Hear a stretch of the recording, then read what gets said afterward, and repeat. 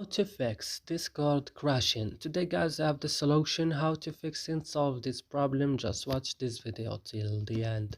So let's start. So first you have to go and open the settings of your phone. After this you have to go now directly to apps or applications. Here you will find all the applications that you have on your phone, so you will search now just for Discord. When you found Discord, just open it like this and go directly to storage.